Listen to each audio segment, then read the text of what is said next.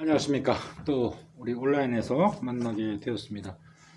좋아질 것 같은데 자꾸 이렇게 미뤄지는 느낌이라서 저도 좀 아쉬움이 큽니다만 그래도 우리는 또 해야 될 공부가 있으니까 매번 똑같은 얘기 하는 것 같은데 답이 없죠. 자, 우리 73페이지 펴보셔야 될 것 같아요. 우리 강대 동아시아사 학생들 73페이지의 중괄호 3번 6.25 전쟁부터 설명을 드려야 되는데, 이게 이제 우리가 흔히 얘기하는 한국사의 한복판임에도 불구하고 우리 근현사래 동아시아사에서도 또 한 챕터를 형성합니다. 보시다시피 절대 적은 분량이 아니고요, 출제도 충분히 나올 수 있습니다. 그러니까 예를 들어서 6.25 전쟁의 기승전결을 물어본다 그러면 너무 한국사 냄새가 나는데, 이게 왜 나올 수도 있냐 하면, 보통 이런 걸 주고 주변 정세하고 연결하는 문제가 가장 제 일감으로 떠오르는 바 동시에, 한국사에서 6.25 전쟁을 좀 디테일하게 자세하게 물어볼 수 있는 구도가 요즘 형성이 안 돼 있잖아요. 그러다 보니까 어떻게 보면 대체제 개념으로 이쪽 파트가 출제가 됩니다. 그러니까 두 가지로 보셔야 돼요. 6.25 전쟁이 갖는 동아시아사 내에서의 의미 하나, 그 다음에 한국사에서 충분히 문제로 보완을 못하기 때문에 그거에 대한 대체제 개념으로 상세한 6.25 전쟁의 설명에 대한 그 앞뒤 관계, 그런 식으로도 문제가 출제될 수 있음을 유념해 두시기 바랍니다. 그래서 시간 할당을 좀 많이 할까 해요. 이쪽은 뭐 많이라는 표현이 되게 상대적인 표현이긴 합니다만, 자, 설명 한번 들어보실게요. 뭐 개념 정도는 많이 알고 계실 것 같은데, 일단 6.25 전쟁의 어떤 그림을 좀 큰 한반도 그림으로 나타내서 순서 과정을 한번 보겠습니다. 일단 전쟁이 터지기 전에 대외 상황을 먼저 인식하시는 게 옳죠. 일단 냉전 체제, 콜드워라고 불리는 냉전 체제가 이미 제2차 세계대전이 유럽에서 종료하면서 그 냄새가 강하게 났습니다. 이쪽 파트를 세게 말씀드리면 너무 세계사적 냄새가 나서 부담스러우실 수가 있으니까, 결과적으로 트루먼 독트린, 미국 대통령 트루먼의 성명 발표로 인해서 냉전 체제, 이른바 소련을 중심으로 하는 공산주의 체제하고 미국을 중심으로 한 자유인 체제가 첨예하게 대립한 그 초입 단계. 왜? 제2차 세계대전이 끝난 게 45년이라고 봐야 되지 않겠습니까? 이제 그게 바로 이제 그 트루먼 독트린이 발표된 것도 그 즈음이거든요. 그런 상태에서 이게 6.25 전쟁이 터지는 게 1950년이니 시기 차이가 얼마 안 나는 거죠. 결과적으로 냉전이라는 두 이념의 큰 충돌의 한 복판에서 6.25 전쟁의 발발 개념을 이해하셔야 된다 이거죠. 결과적으로 이 그림입니다. 자, 위도 38도선을 기준으로 해서 소련군의 무장 해제와 관련되어 소련이 얄타회담으로 참전을 했지 않습니까? 그죠? 그렇게 해서 이쪽은 우리가 보통 일반적으로 갖고 있는 이념상 색깔을 한번 칠해볼게요. 여기가 이제 소련 군바리들이 정치하는 소련 군정기, 뭐 영역으로는 소련 영역은 아니지만 이렇게 표현을 해보고요. 이쪽은 이제 일본군의 무장해제를 위해서 미국군이 내려왔단 말이에요. 올라왔단 말입니다. 이런 식으로 서로 지금 구분이 되어 있는 구도인데, 그죠? 해방 직후의 모습 아니겠어요? 그런데 이게 공산주의 체제가 유럽에서만 문제가 아니라 중국도 공산화가 되었죠. 49년에. 그죠? 중화인민공화국. 그죠? 그러면 이쪽에 내려와 있는 상태에서 이쪽도 이제 대한민국 정부가 48년에 출범해서 49년에 49년이라는 표현은 좀 이상하고, 남한만의 단독 정부가 출범하자마자, 대한민국 정부가 출범하자마자 기다렸다는 듯이 북한도 정권 출범을 합니다. 그러면 결과적으로 이념적으로는 이렇게 이퀄라이징이 되죠. 3자 구도가 된단 말이에요. 그죠? 그런데 미국 같은 경우에는 여기 지금 대한민국이 있는데, 대한민국 여기는 지금 이런 구도가 형성될 수 있죠. 그리고 일본은 미국이 패망을 시켰지만 결과적으로 이제 관계 회복이라고 할까? 실질적으로 이제 미국이 점령자가 됐는데, 같은 자유민주 체제를 간 구도에서 요 둘의 관계가 민기적 된단 말이에요. 이것도 오른쪽 페이지에 서술 설명이 되어 있습니다만, 우리는 식민 지배를 당했고 얘네들에게 공식 사과를 받지 못한 상태고, 그죠? 얘네 일본 같은 경우에도 이제 평화협정 위반과 관련된 국내의 어떤 반발 때문에 쉽게 이게 이퀄이 딱 된다면 3대 3 구도로 형성돼서 자유민주 체제와 이 공산주의 체제의 어떤 대립 구도에서의 역학 구도의 어떤 균형이 맞춰질 수도 있는 반대, 이게 지금 안 돼 있는 상태였어요. 그러니까 뭔가 자유민 체제의 이 동북아시아 쪽에서 어떤 세력의 규합이 제대로 이루어지지 않은 상태였다. 그러니까 6.25 전쟁의 발발의 원인. 그러니까 힘의 균형이 어떻게 돼 있다는 거야? 노란색으로 표현하면. 이렇게 돼 있다는 거지, 일단은. 그죠? 그거 체크를 먼저 하나 해두시고, 그 다음에 가장 결정적인 건 뭡니까? 뭐, 얘네들이 북한을 도와주고 이런 건 다 둘째 문제고, 그건 어차피 이제 힘의 구도니까, 아까 방금 말씀드렸던 구도에서. 미국이 이 공산주의의 어떤 확산에 대해서 자신들의 나름대로의 방어막을 설정해 놨는데, 그 방어막이 이쪽에 이제 쪽발이를 이런 식으로 그려볼게요. 그 다음에 이 아래쪽을 좀 생략을 해서, 이쪽 이제 더 밑에 그릴 수는 없으니까, 이쪽에 이제 필리핀이 있고 이쪽에 이제 대만이 있단 말입니다. 뭐 더 왼쪽으로 아래쪽에 있어야겠지만 이제 임의적으로 필리핀과 이렇게 타이완이 있는데 구분하기 좋게 그 미국의 방어막은 이런 식으로 만들어놨죠. 일본하고 필리핀까지는 이렇게 자기네들이 혹시 모를 사건에서 대비를 해주고 준비를 해주고 방어를 해준다고 그러는데 한반도하고 타이완은 제외를 시켜버렸어요. 대만을. 그러니까 타이완, 대만을 한반도와 함께 미국의 방어막에서 제외를 시켜버린 거지.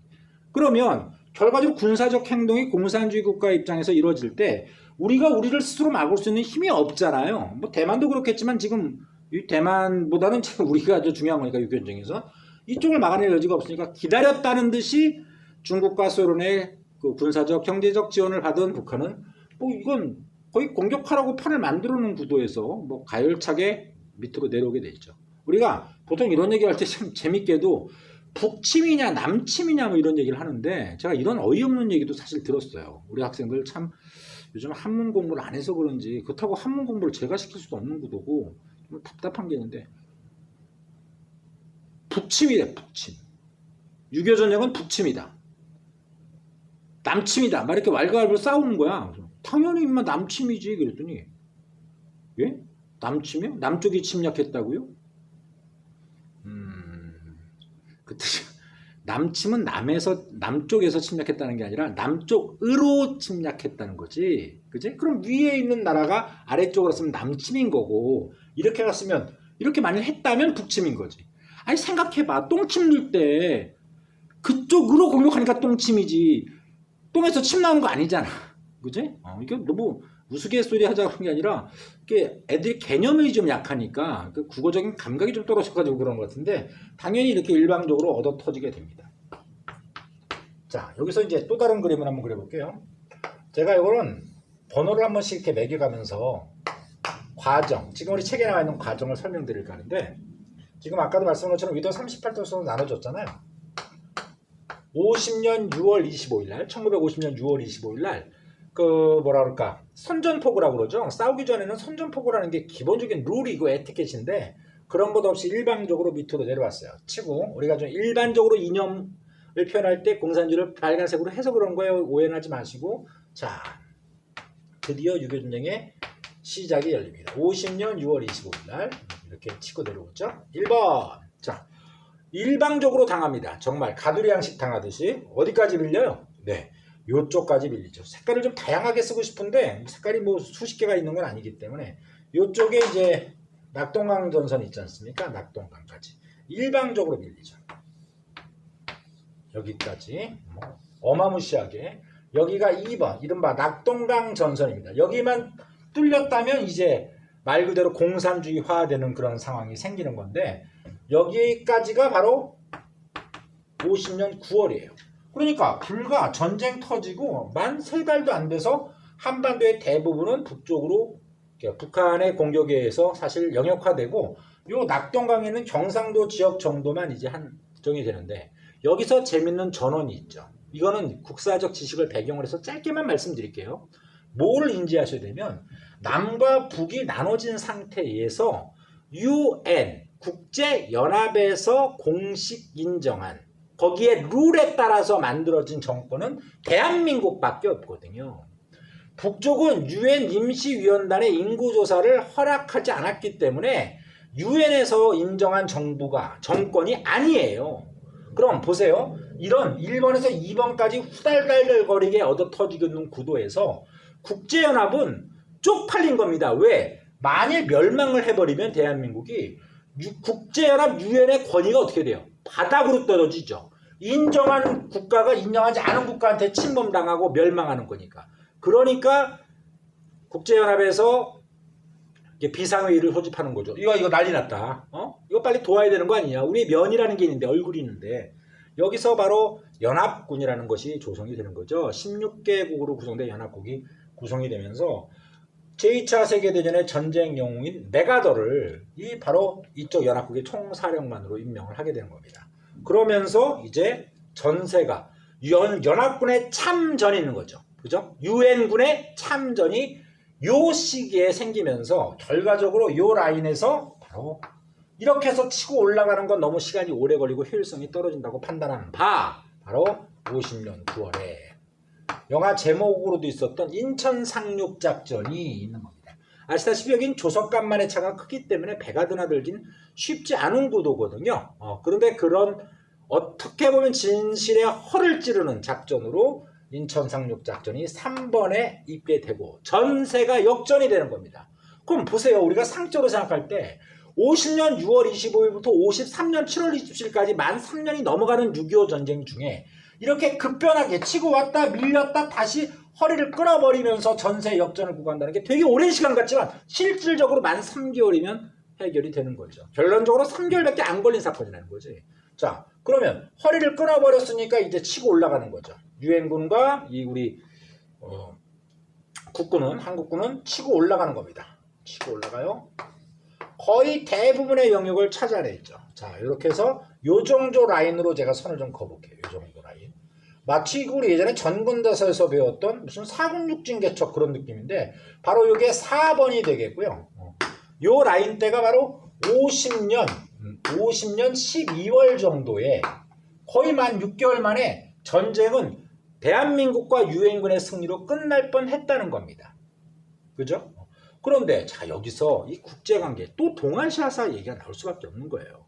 만일 이렇게 한반도가 대한민국 중심으로 통일이 되었다면 누가 여기서 다리가 후달달, 이른바 후덜덜, 여러분들 많이 쓰시는 표현이죠? 이렇게 될까요? 그렇죠.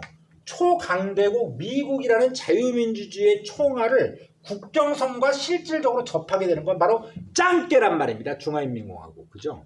그러니까 자유민주주의 절대 강자가 국경선과 사실상 바로 접하는 게 싫은 중국 공산당 마오쩌둥은 북한을 도와주겠다, 자신의 우방을 도와주겠다라고 하면서 참전을 선언하는 거죠. 그 참전. 어떤 색깔로 쓸까? 색깔은 많은데 별로 유익한 색깔이 없네요. 노란색 한번 써볼까? 예. 요렇게 하면서 중공군의 개입이 생기는 거예요. 중공군의 개입. 요거는 이제 번호로 따지면 어떻게 돼요? 지금 1번, 2번 밀렸다, 3번 허리 끊었다, 4번까지 갔으니까 5번이 되겠죠. 요게 바로 51년 1월 달에 대규모 중공군의 개입이 되는 겁니다. 참전이 되는 거죠. 그러니까 얘네들 우리가 그런 얘기 하더라고.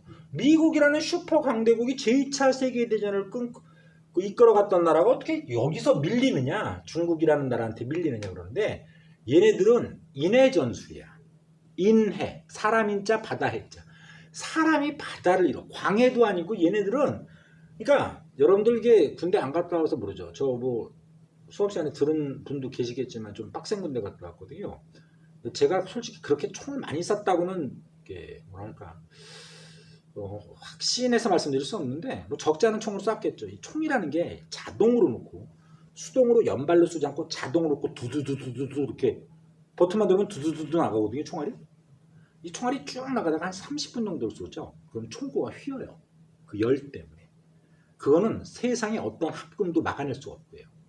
그러니까 쉽게 얘기해서 우월한 무기를 가진 연합군, 미국 중심이죠. 두두두두 막 쟤네들 막 풀피리 불면서, 풀로만 돈 피리 불면서 숫자가 워낙 많으니까 인구 겁나게 많은 나라잖아. 막 좀비처럼 막 오는 거야. 좀비처럼 뭐 두두두두 가면 이런 피용신들 들어서 두두두 가면 처음엔 다 죽죠. 그럼 총구가 뜨거워지면서 이렇게 휘기 시작하면서 총구가 발사가 안 되는 거야. 근데 어느 순간 와서 난 좀비 이러면서 오는 거지.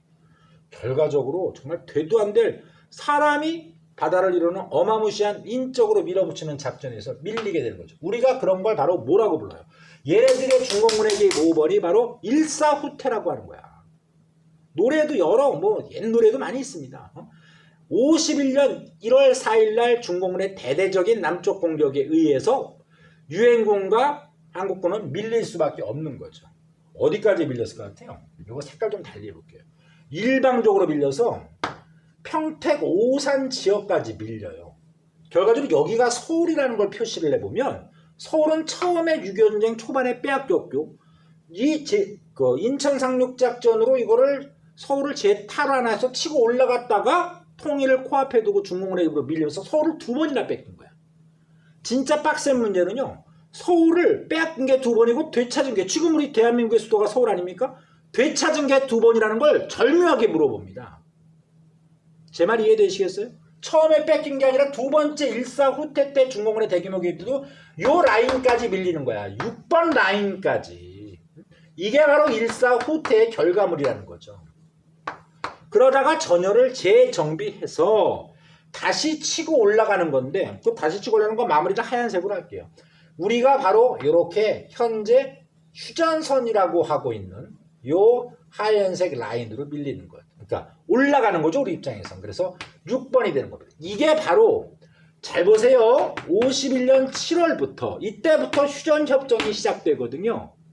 이때부터 53년의 7월까지 이때가 7월 27일이 휴전협정이 체결되는 날로 곧 우리에게는 일반적으로 6.25 전쟁의 종료라고 생각하셔도 돼요. 물론 종전선 이런 개념이 이 노무현 정권 때도 설정이 됐지만 지금 아직은 어불서설이고 지금도 우리가 정전선은 그러지 않고 종전선이라고 안 그러고 휴전선이라고 그러는 표현하고 똑같습니다. 요 시기 때 동안 이 6번 라인에서 한번 저 산에 있는 고지를 빼앗았다가 그 다음날 다시 대규모 공격에 빼앗기고 그 다음날 다시 빼앗고 이런 걸 무려 만 2년 동안 계속하는 거예요. 이게 고정이 돼서 바로 휴전선이 되는 거죠. 지금 전쟁의 이동 경로 아시겠어요? 만 3년인데 전쟁이 잘 보세요. 1번부터 지금 보시는 6번까지의 설명은 실질적으로 볼 때 만 1년 사이에 있었던 거야. 그죠? 자, 정리해볼까? 이 정도까지 알면 여러분들 뭐 슈퍼스타지 진짜. 1번부터 6번까지의 이동 경로가 바로 전쟁이 치열했던 시기 아닙니까 지금. 그죠? 1번부터 6번. 여기가 50년 6월 25일부터 51년 7월까지고 지금 6번의 지속, 6번의 지속이 바로 요 시기가 되는 거예요. 51년 7월부터 53년 7월까지. 그래서 잘 보세요. 마무리해 봅시다. 요 시기 때를 배경으로 한 영화가 여러분들 보셨는지 모르겠어요. 연령상 장동건과 원빈이 형제로 나오는 세상에서 아마 세상이라는 표현은 좀 오바스러워도 적어도 한반도 땅에서 가장 잘생긴 형제겠죠. 뭐 이리 잘났어. 그죠? 그게 바로 강재규 감독의 태극기 휘날리며입니다. 명량 나오기 전까지는 거의 우리나라 영화사에서 랭킹 5 안에 들었던 관객 동원을 했던 그 영화죠. 말로 한번 들어볼까? 1번 라인에서 평화롭게는 모르겠는데 이미 고인이 된 이은주라는 사람과 연애하면서 장동건이 행복하게 살았어요. 어머니는 벙어리고 똘똘한 중학생 중학생인지 고등학생인지 거긴 극중에서 중학생이라고 하는데 원빈과 정말 예쁘게 살고 있었는데 전쟁이 빵 터졌어. 그러니까 피난을 갔는데 피난을 남쪽으로 내려가다가 낙동강 전선에 있는 대구역에서 잠깐 거처를 알아보러 갔던 장동건이 자리를 비운 사이에 우리 한국군이 전쟁에 나가서 총알바지로 써야 될 원빈을 차출해서 기차간에 태워버렸죠. 좀 늦게 와서 그 사실을 알고 장동건이 기차칸으로 와서 자기 동생을 구하려다가 못 구하게 되니까 벙어리 어머니한테 또 자기 애인한테 나 돌아올게. 내 동생 데리고 편안히 들어올게. 전쟁 끝내고. 이러면서 자기 동생 원빈을 위해서 전쟁에 참전을 하게 됩니다. 원빈은 어차피 끌려가는 목숨이었으니까. 참 이때 전쟁이 뒷얘기가 많아요. 여러분들 대한민국이라고 해서 이 한국군이라고 해서 다 옳은 일만 했을 것 같죠? 전쟁이라는 게 그럴 것 같아요. 저도 전쟁을 직접 치러보진 않았습니다만 역사를 가르치다 보면 전쟁이 사람들의 인성의 끝자락을 보게 되거든요. 뭐 그렇겠죠. 안 그러면 자기가 목숨을 잃을 수도 있으니까. 이건 뭐 어떤 논리적 근거로 이해를 하고 이런 표현보다도 자기가 그렇게 끌려가다가 전쟁에 참전을 했는데 낙동강 전선에 곧장 투입이 됐죠. 막 일방적으로 밀리다가 전세가 역전되면서 치고 올라가는 과정까지 나와요. 이러던 와중에 자기 동생을 순수하게 구하러 갔던 장동건은 전쟁 영웅이 돼서 막 북한군을 막 죽이죠. 참혹하게. 그런데 이제 변해가는 형의 눈빛에 좀 공포감을 느낀 원빈이 형 이건 아닌 거 아니야? 뭐 이랬더니 이제 장동건이 이제 뭐 나아지겠지. 사실 여기까지는 좋았는데 그게 바로 이쪽에서의 대화였어요. 전쟁이 끝나는 건 아니야. 그랬는데 전쟁이 이제 중공군의 개입으로 더 커지면서 쫓겨 내려가게 되는데 그러던 와중에 자기 동생을 원빈을 잃은 거죠. 실종 처리가 된 겁니다. 그러니까 장동건이 빡 돌아서 내 동생도 제대로 건사하지 못하는 이 한국군을 위해서 내가 뭘 목숨을 바치냐 이러면서 오히려 그것이 적개감으로 가서 북쪽으로 넘어가서 그 유명한 깃발부대, 지난번에도 말씀드렸죠. 깃발부대 조선의용 군 멤버입니다. 거기에 몸을 자기가 투신을 해서, 그러니까 쉽게 얘기해서 한국군이었다가 북한군으로 넘어간 거죠. 북한군의 전쟁령에 의해서 남쪽과 연합군에 막 총을 쏘는데 실종 처리돼서 죽은 줄 알았던 동생 원민이 부상 끝에 살아난 거죠. 그것이 이제 한국군에서도 인지가 되고 네 형이 북한군의 앞잡이가 됐다. 네가 좀 꼬셔봐라. 그랬더니 원빈이 막 총알이 막 날아다니는 것에서 형 그러면서 쫓아가는데 자기 동생이 살아있다는 걸 인지한 장동건이 드디어 이제 그전까지 힘장이 거지 많았었는데 다시 제정신으로 돌아오면서 거꾸로 총을 북한군 쪽으로 막 쏘는 그런 것도 나와요. 마지막에는 동족상잔의 비극을 좀 더 미화시키는 그런 느낌이 있어서 저도 보면서 조금은 솔직히 찜찜했지만 어찌됐건 뭐 저만 관객이겠습니까? 수많은 관객들의 호응을 얻었던 게 바로 태극기에 휘날리며 예 영화인데 그게 바로 1번부터 보시는 1번부터 이렇게 해서 6번 9까지의 배경이라면 이게 태극기에 휘날리며 요거를 배경으로 한 영화는 바로 고지전이라고 있습니다.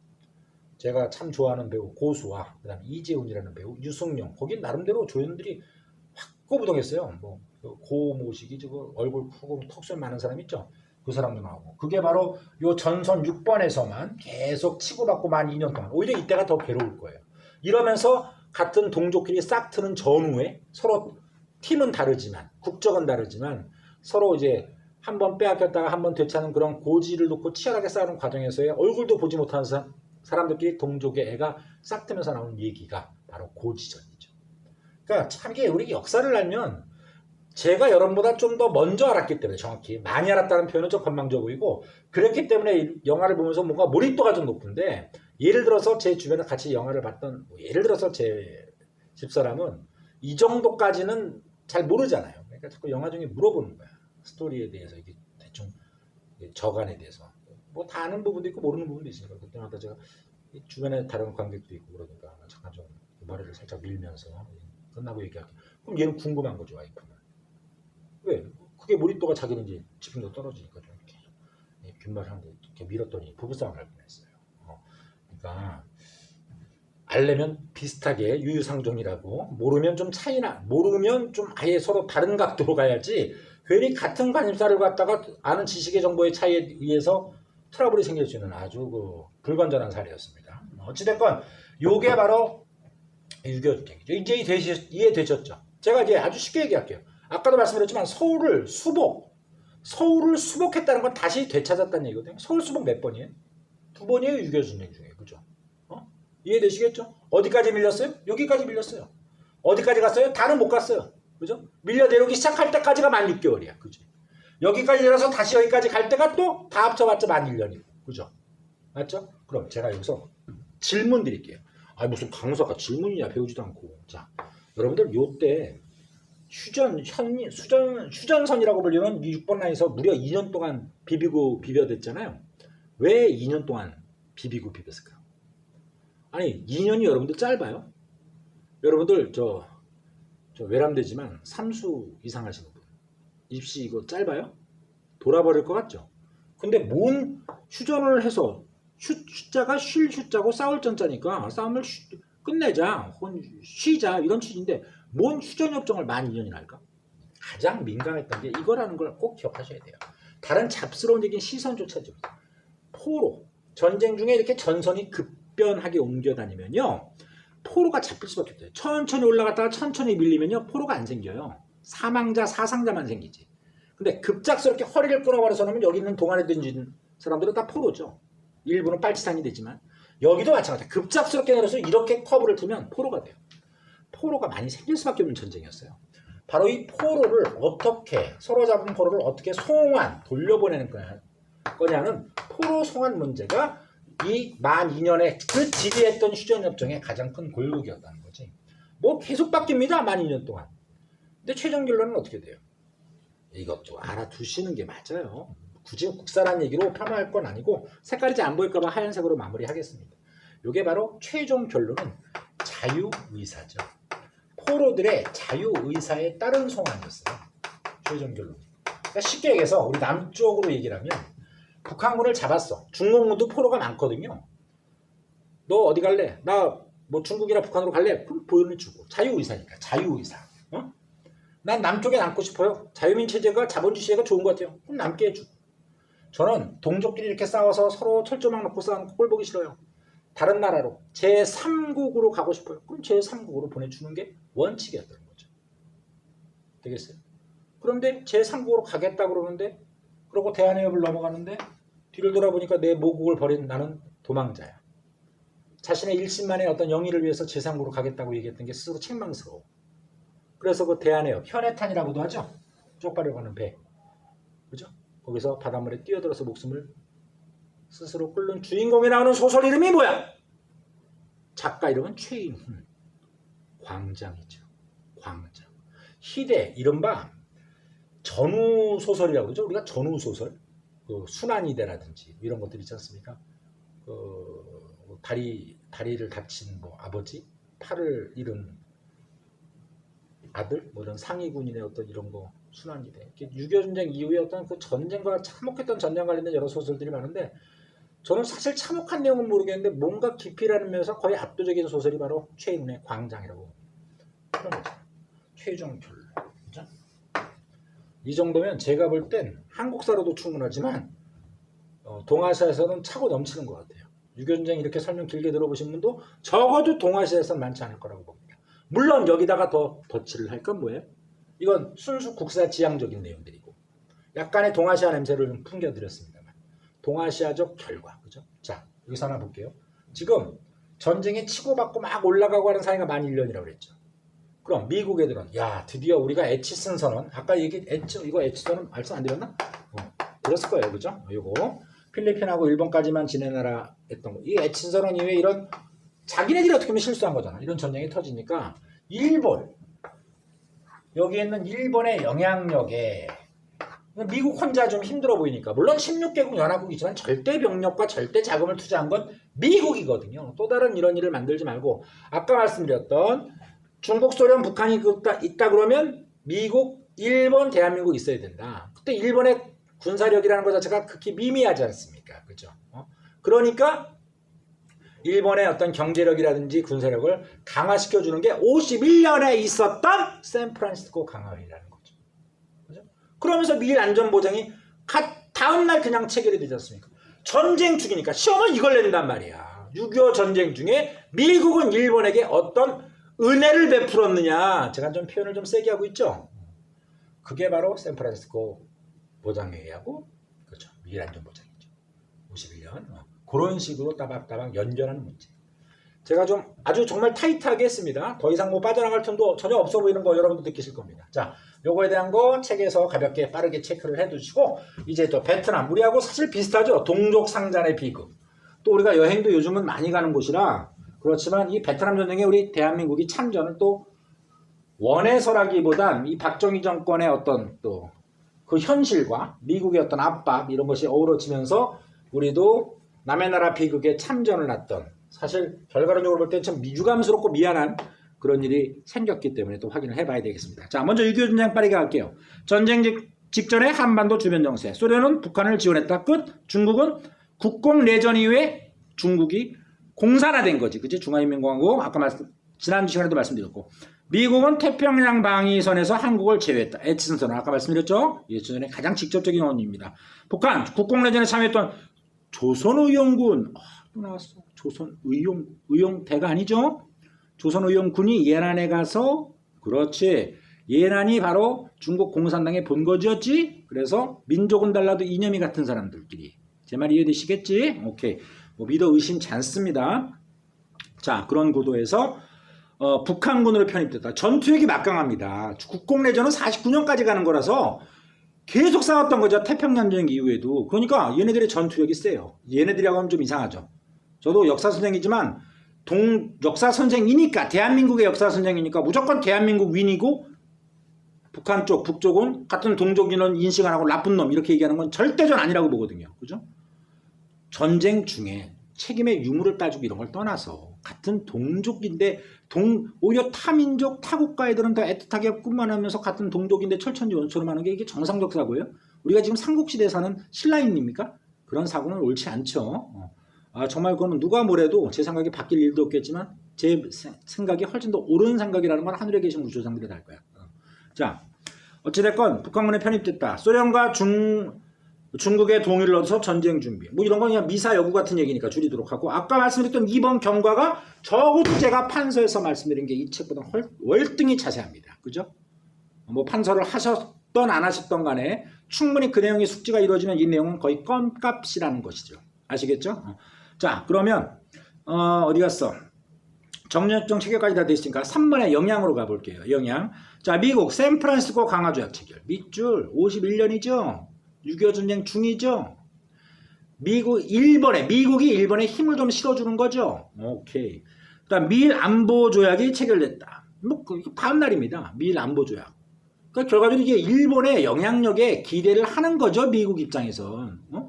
왜냐면 혼자 뭐 다 해야 되는 미국 입장에선 부담스러운 존재니까, 그 상황이 되니까 그런 하나의 어떤 자기의 똘마니를 만들어 놓은 거라고 보시면 돼요. 조폭 우두머리가 있으면 조폭 부두목을 일본을 만들고 싶은 거지. 적어도 아시아권에서는. 그 다음에 오키나와 뭐 우리가 여행도 가고 뭐 프로야구단 전지훈련도 가는 곳입니다. 예전에 큐슈였죠. 여기에 미군 기지를 만들고. 그 다음에 1번 유엔군의 각종 보급품과 장비를 공급한다. 6.25 전쟁 중에 가장 가까운 곳에서 물류를 받아야지, 군사 물자를 받아야지 전쟁이 원활히 이루어지니까. 그죠? 그래서 일본은 우리한테 고마워야 되는 거야. 늘 걔네들은 우리에게 인사를 해야 되지만 더 고마워야 되는 거야. 제2차 세계대전 때 패망해서 쪽박을 찼는데 바로 옆에 지네들의 의도와는 무관할 수도 있겠지만 6.25 전쟁이 빵 터지면서 유엔군의 군사 물자는 다 일본으로부터 조달받잖아. 그럼 무너져간 일본 경제는 우뚝 서는 거 아니야? 그죠? 자, 그 다음에 타이완 경제회복이란 말이 그렇고, 미국과 중국의 대립이 극심해진다. 당연하죠. 6.25 전쟁 때 사실 중공군의 개입 아니었으면 미국 입장에서는 통일이 될 수 있었으니까 미국의 전면적 지원을 받았다. 그런데 이거 얼마 못 가요. 얼마 못 간다 그러면 이상하다. 준 30년 가까이는 간다.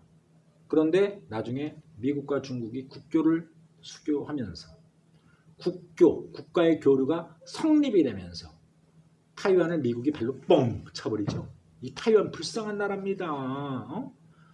우리한테도 차이죠. 그 전에 일본한테도 차이죠. 왜? 중국이 경제 대국이 돼버리니까 중국하고 친해야지. 중국 본토에 있는 공산당하고 친해야지만 각기 주변국의 국가의 부가 증대되니까. 우리도 중국하고 단교했잖아. 노태우 정권 때. 중국과 국교를 체결하면서 대만과 단교를 했다고. 끊을 단자. 그죠? 참 불쌍해요. 지금은 희낙락하고 좋죠. 자, 중국 사회주의권에서 정치적 위상이 상승했다. 상식적이겠죠. 그죠? 내부적으로 정치통합의 기반을 마련하고 사회주의 노선이 강화됐다. 아니 보세요. 6.25 전쟁에서 연합국을 어찌 됐건 막아낸 셈이 돼버렸어. 아까 그림에도 말씀드렸지만. 그죠? 자기네들 인명피해도 심했죠. 하나 팁으로 말씀드릴까요? 중국 공산당의 그 당시 아버지가 마오쩌둥 아닙니까? 그죠? 마오쩌둥. 이 마오쩌둥의 맏아들이 이 6.25 전쟁에 참전했어요. 맏아들. 얘네들이 공산국가라도 기본적으로 유교 성향이 내 조상 대대로 내려왔던 만년의 역사에서 맏아들 그러면 되게 의미가 큰 건데 자기 아들을 남의 나라 전쟁에 참전을 시킨 거야. 마오쩌둥이. 그러니까 마오쩌둥 부하들이 깜짝 놀라는 거죠. 맏아드님을 왜 저쪽에, 야 쟤는 우리 중국인 아니야? 이런 식으로. 근데 더 웃긴 건 그 맏아들이 전쟁에서 실종됐어요. 6.25 전쟁에서. 죽은 거예요. 목숨 못 찾았어요.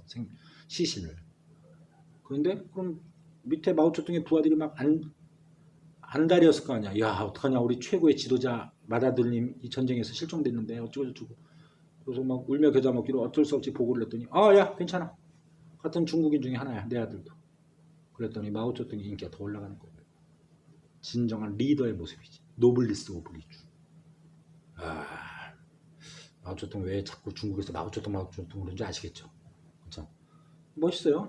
리더로서의 역할이 바로 자기를 버릴 줄 아는 건데, 자기는 버려도 자기 자식 버리기 쉽지 않을 것 같은데, 그죠? 저 같은 소인배야 뭐 물론 이겠군요. 주장 그런 얘기가 나오죠. 지금 뭐 별 얘기 다 하네요. 제가 뭐 아까 모두에도 빡세게 말씀드리겠다고 말씀드렸으니까.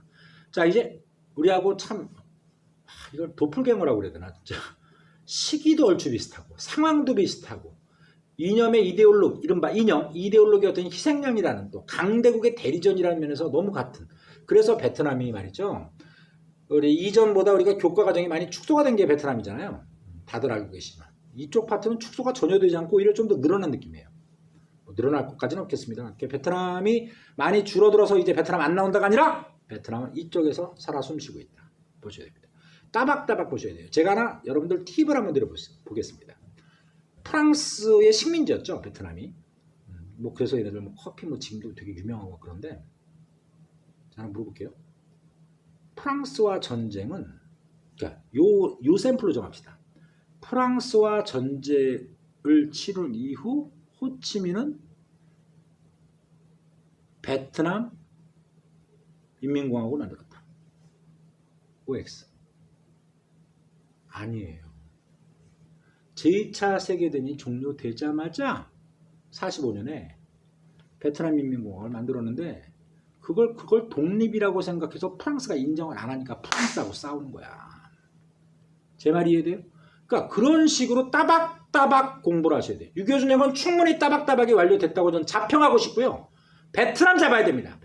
베트남을 잡는다는 표현이 좀 뭐 어느 정도 이해되시죠? 자, 가볼게요. 베트남 전쟁 별표 3방 세려 치시고요. 6.25 전쟁은 차마 별표 3방 안 쳐도 이거는 별표 3방을 쳐야 되겠습니다. 베트남과 프랑스 전쟁 밑줄 그시고 제2차 세계대전 이후 호치민이 베트남 민주공화국 수립 선포. 호치민 이른바 베트남의 건국의 아버지로 지금도 칭송되고 추앙받고 있습니다. 베트남 민주공화국이 만들었어. 그게 바로 제2차 세계대전이 종료된 1945년이야. 연도에 집중하지 마시고 논리적으로 이해가 되시죠? 자, 그랬더니 프랑스가 베트남 독립을 인정하지 않았어. 왜? 오랜 식민지인데. 뭐 얼어 죽을 닥쳐! 이렇게 되는 거지. 우리도 45년에 해방됐는데 우리는 인정하고 자시고 미국과 소련군이 오면서 그냥 자연스럽게 미군령 소군령이 됐으니까 인정 아니고 자식으로 떠나서 일본이 인정하고 자시고 안 되는 거지만 얘네들은 인정하지 않았다 이거야. 프랑스가. 왜? 제2차 세계대전의 승전국 아니야. 프랑스도. 그렇지? 그러니까 프랑스와 전쟁은 피할 수가 없다. 왜 우리 독립 인정 안 하지? 싸운다. 베트남과 프랑스 전쟁. 꽤 오래 싸우죠. 베트남 민주공화국의 승리야. 그러니까 프랑스 애들이 밀려나는 거죠. 아니 왜 강대국이 밀려나죠? 얘네들은 정글이라는 게 있잖아. 그죠? 이 바닷가 쪽만 생각하시면 베트남 정말 아름다운 휴양지인데 안쪽으로 들어가면 정글 엄청나요. 뱀도 많고 그쪽 나무 위에서 베트공들 1960년에 만들어진 남베트남 민주혁명전선 아니라 민족혁명전선을 줄여서 베트공이라고 그러잖아. 남베트공. 베트공 애들을 미국도 못 잡았잖아. 지형 지물을 잘 이용하는 그런 스타일 때문에 쉽지 않은 거예요. 그래서 결과적으로 보세요. 제네바 회담. 자, 밑줄 힘차게 그시고 순서 잘 보세요. 이게 지금 시기적으로 꽤 많이 갔죠. 1954년이 되는데 54년에 제네바 협정, 스위스의 제네바에서 협정이 체결되는 거야. 이름 잘 보셔야 돼. 프랑스군 철수야. 왜? 독립 인정이 돼버리는 거니까. 그런데 여기서 뭐 하나 옥쇄, 올가미가 채웠죠. 우리는 북이 38도였잖아. 북쪽 위도. 얘는 북쪽 위도 17도 선으로 남과 북이 나눠져. 아씨, 뭐 힘이 이상해, 그지? 우리도 애틋한데 얘는 그러니까 베트남 가서 잘해라. 그는 관광지고 뭐 우리가 돈 던져주고 뭐 서비스 뭐 관광 서비스 다 그렇지면서 홀대하고 막 팁 던져주고 이렇게 던져주고 그런 싸가지 없이 행동하면 안 돼. 자, 어지간 이렇게 해서 경계로 남과 북이 나눠주고 통일을 위해서 2년 내에 총선거. 이것도 우리 역사가 비슷해요. 총선거가 국회의원 총선거야. 국회의원을 뽑아서 그 사람들이 국회를 만들어서 법을 만들면 그게 헌법이고 그래서 통일정부 만들어진다. 어떻게 이렇게 우리하고 비슷하냐. 그지? 하기야 윗대가리들 강대국이라는 놈들의 구도가 그런 거지 뭐. 약소국들 보이겠어요? 자, 지금 여기서 이 혼란의 싹은 드디어 시작이 된 거예요. 물러나면 곱게 물러나야 되는데 남의 나라 잘 되는 꼴 아직 못 보는 거지. 이런 식으로 분열이 촉발이 되었다. 자, 2번 가볼게요. 베트남 공화국의 수립. 자, 아까 호치민이 만든 건 45년에 만든 거 뭐야? 베트남 민주공화국이지. 그런 거 지금 저의 수업의 어떤 방향성을 깔아내리기 전에 시험 문제가 그렇다는 걸 인지하는 게 옳아요. 베트남 민주공화국과 베트남 공화국은 달라요. 시기도 달라요. 그리고 사상도 달라요. 베트남 민주공화국 볼게. 베트남 민주공화국, 베트남 공화국이요. 통일정부 수립 무산됐다. 미국의 지원을 받은 남베트남의 총선 거부. 이 6.25 전쟁 직전에는 소련이 거부했는데 북한이 30% 이북이 여기서는 남쪽이 거부해. 좀 이상하지? 물론 그런 걸 비교하는 문제도 나올 수 있겠지만 그건 너무 수준이 있어 보이는 뭐 가능성 열어놔야 되고 남베트남의 총선 거부다. 북베트남이 아니라. 그리고 남베트남을 미국이 지원하는 거야. 그건 우리하고 비슷하네. 역사하고. 그치? 근데 남베트남의 단독 선거. 요것도 비슷해. 요것도 비슷해. 우리하고. 우리도 남한만의 단독 정부가 수립된 것도 역시 총선 유엔에서 결정이잖아. 단독 선거로 베트남 공화국이 수립돼서 공화국. 그럼 자 그림 볼게. 이쪽이 이제 인도차이나 반도 동쪽이야. 여기 바닷가고 여기 베트남이야. 또 이렇게 중국 국경에서 이렇게 한번 그려볼게. 이게 베트남이야. 위도 17도야. 북이 17도로 나눴어. 분단이 됐어. 여기서 이게 원래가 뭐였어? 원래가 자, 베트남 민주공화국이었지? 호치민 하는 거. 근데 이쪽에 파란 색깔로 색깔을 그렸고 이렇게 남쪽에 북이 17도 아래쪽으로 미국의 지원을 받은 남베트남이 만들었어. 이게 남쪽의 베트남 이름이 뭐라고? 파란색으로 그린 거? 베트남 공화국이야. 그럼 원래 하얀색 베트남 민주공화국이 지금 남과 미국의 지원을 받는 남베트남이 곧 베트남 공화국이니까 분열됐지. 그럼 이쪽은 뭐야? 얘네들은 사회주의를 표방하니까. 원래 사회주의를 표방했던 나라잖아. 이 나라가. 그죠? 그렇지. 이게 그냥 베트남 민주공화국이 되는 거야. 그러니까 쉽게 얘기해서 이게 원조인데 여기서 나눠져서 이렇게 된 거지. 이념은 서로 다르지. 자유인 체제 미국, 여기는 중국과 소련이 지원하는. 그렇지. 북베트남이라고 해도 좋지만 원래 오리지널 명칭 얘네들이 바꿀 이유는 없으니까 그죠? 이렇게 된 거야. 됐죠? 이제 느낌이 좀 안 좋아. 근데 미국은 자지간 우리가 욕을 많이 할 수밖에 없는 게 너무 자신의 영향력을 많이 보이려고 그래요. 그게 늘 화근이 되는 거지. 자, 그러던 구동에서 남베트남 민족해방전선 결성. 이 민족해방전선이 줄여서 바로 베트공이지. 남쪽. 그죠? 베트공. 그래서 우리도 저 어렸을 때요. 구성할 때 베트공 되게 안 좋게 배웠어요. 공산주의고 사회주의니까. 그렇게 표현할 게 아닌데도 워낙 남과 북이 처음에 대립했던 시기에 제가 학창시절이다 보니까 자꾸 그렇게 부르거든요. 공식 명칭은 뭐야? 남베트남 민족혁명전선인데 그런 거 물어보지 않지. 베트공이 여기서 만들어진 거야. 이 베트공은 누구하고 연결성이 돼? 당연하지. 이쪽이지. 이념상. 그죠? 왜 분열이 되었느냐? 여기서 베트공이 활동을 하면서 얘네들을 요인들 암살하면서 뭔가 하나로 통일할 사회주의 국가, 공산주의 국가로 통일할 움직임을 보이죠. 이게 만들어진 건 1960년이고요. 1960년. 자, 마저 가볼게. 그러면 남베트남 정부에 저항했고 호치민의 북베트남이 지원했다. 바로 베트남 민주공화국이 지원한 거야. 정확한 표현으로. 자, 3번 미국의 참전과 베트남 전쟁의 확대 이렇게 돼 있죠. 미국의 참전. 지금 이렇게 해서 이렇게 트러블이 계속 생기니까 통킹만 사건 밑줄. 자, 많이 아시죠? 이거 모르시면 우리 동아시아 선택할 이유가 없어요. 통킹만 사건이 뭡니까? 통킹만은 뭐 이렇게 움푹 들어간 바닷가 쪽에 배를 세우는 곳인데 이게 바로 우리가 곧 미국이에요. 미국이 선제 공격을 당했다. 베트남 얘네들한테 선제 공격을 당했으니 우린 이에 대한 강대국으로서 자존심이 있지 가만히 있을 수 없다. 반격한다. 그 반격이 바로 얘네들이 이 베트남을 다 먹을 수 있게끔 지원하겠다. 이거지. 남베트남 곧 베트남 공화국을 지원하겠다. 그런데 그게 조작 사건인 거지. 아시죠? 이게 조작으로 이렇게 최종 결론이 났어요. 조작이에요, 조작. 전쟁에 끼어들어서 승리를 거두고 싶은 미국의 그 욕심, 그 카우보이 욕심이 결과적으로 남의 나라의 어떤 내분에 꼭 끼어들어야만 되는 그런 상황. 얘네들 그 짓 오지랖 되게 넓잖아요. 나중에도 나오는데 그건 세계사 얘기라서 제가 이 말은 줄일게요. 자, 저 사람 왜 이렇게 자꾸 반미국적인 분위기로 사실을 얘기하는데 자꾸 그런 식의 이념 집어넣지 마세요. 누가 봐도 이건 조작 사건이라고 우리 수능 특강에 나오죠. 베트남 사건을 빌미로 베트남 전쟁의 본격화. 자, 연도가 어떻게 됩니까? 1964년입니다. 1964년. 이런 거 충분히 될 수 있어요. 왜? 옆에도 나오겠지만 우리 애가 일본하고 기본협정, 한일협정이라고도 하고 한일기본협정 체결은 65년이거든요. 그러니까 이렇게 주변 3국을 비교하는 문제가 나온다 그랬잖아. 그러니까 베트남 사건은 통킹만 사건 알아두셔야 돼요. 94년.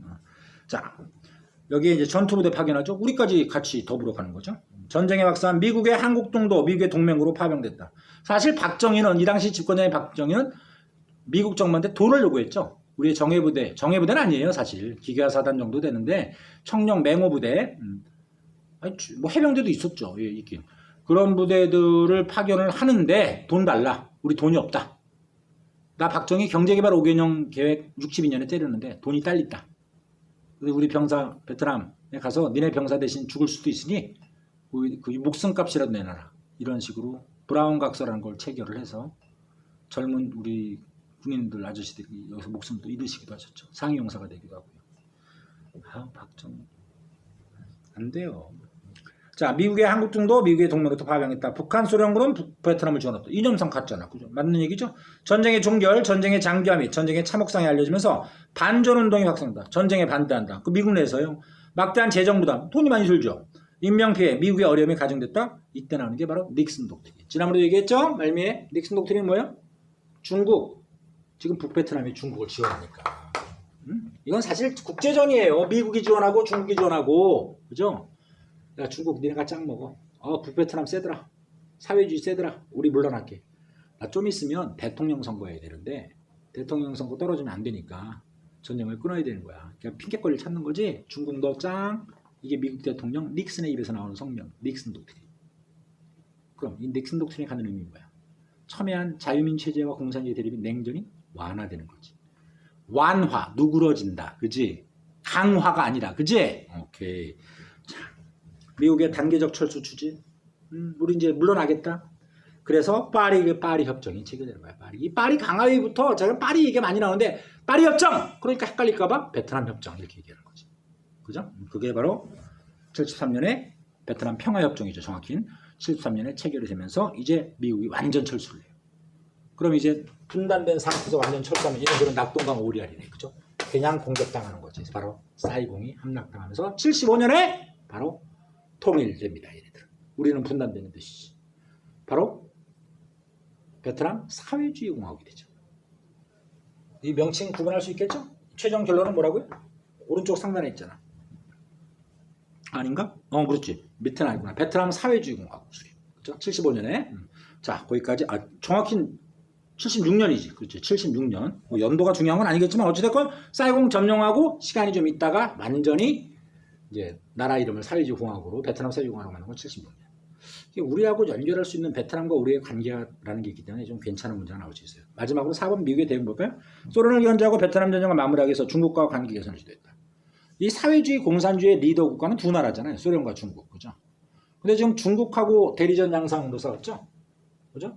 나머지 하나. 그죠? 근데 아까 닉슨 독트린 뭐라 했어? 중국 네가 아시아에서 짱. 이라는 표현을 했잖아. 그러니까 중국이 지금 좋겠죠. 뭐 미국 애들이 우리 보고 짱이래. 뭐 이렇게 된 거지. 그럼 나머지 하나의 또 다른 사회주의, 공산주의 리더인 소련과는 관계를 더 뭐 이렇게 멀리 해도 되죠. 중국이 한 축이니까 중국만 친해도 된다는 판단이 쓰는 거야. 개선 시도. 미국 대통령 닉슨이 중국을 방문해서 양국 간의 외교 관계가 수립됐다. 그렇죠. 이게 이제 조금 있다 밑에 나오니까 벌써 말씀을 드리면 안 되고 지금 알고 보니까 벌써 시간이 좀 지난 거 제가 시간을 잘못 보고 가나요? 네, 얼추 이제 50분이 다 되거나 죄송합니다. 지금 확인을 못했는데 그 즈음인 건 제 신체적 감각으로 알겠어요. 네, 그 정도로 말로 이어서 가도록 할게요. 자, 그러면 잠깐 쉬었다가 냉전 체제와 동아시아 각국의 국교 수립으로 이어가도록 하겠습니다. 그러고 이제 문제 풀도록 할게요. 쉬겠습니다.